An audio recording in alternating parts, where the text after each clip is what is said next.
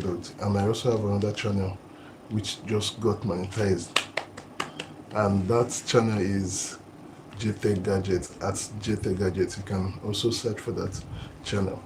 So what I have to say is today is this: why in Africa? Why, I don't know if it's like that in other part of the world. Why is it that in Africa?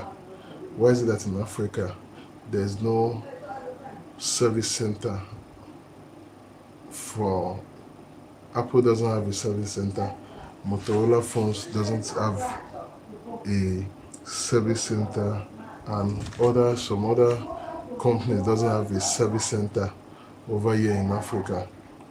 And it's just my personal opinion. And I also have something else, and I also have a problem with 5G network over here in Africa. But first, let me start with the other one.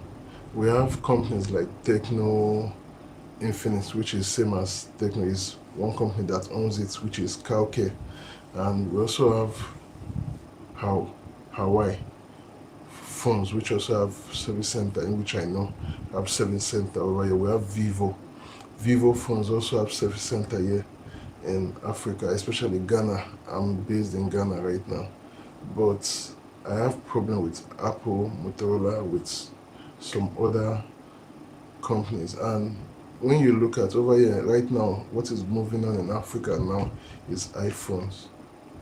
iPhone is moving like something else.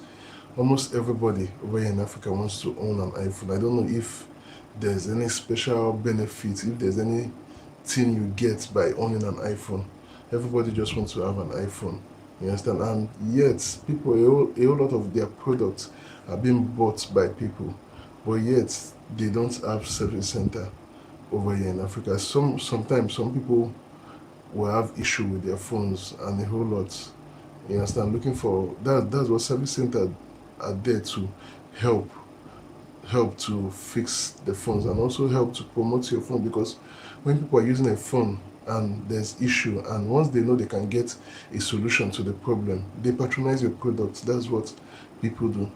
But with Apple, Motorola, and some other tech products, they don't have service center in Africa. And I think it is high time they need to begin to take Africans serious concerning their products, because a whole lot of people use this iPhone now.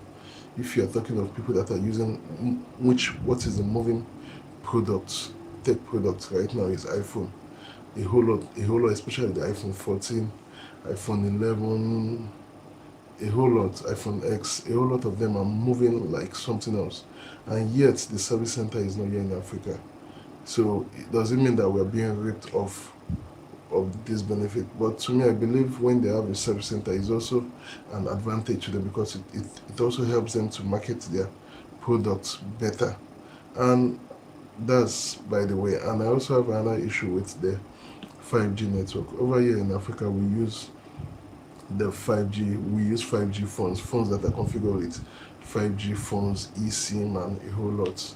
And I've done some videos on that. But when you look at it, are we truly using all these features in which is on these phones in which we are buying, we're spending our money to buy?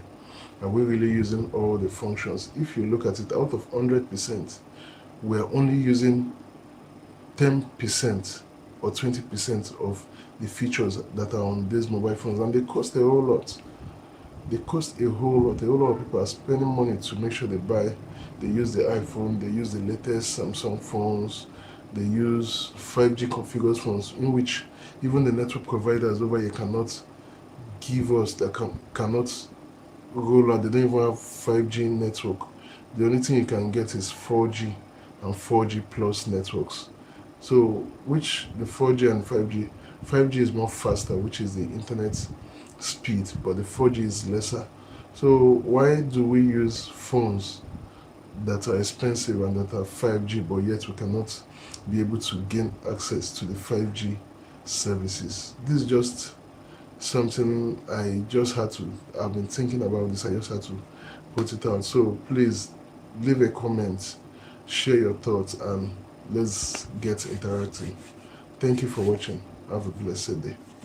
And please don't forget to subscribe. Bye-bye.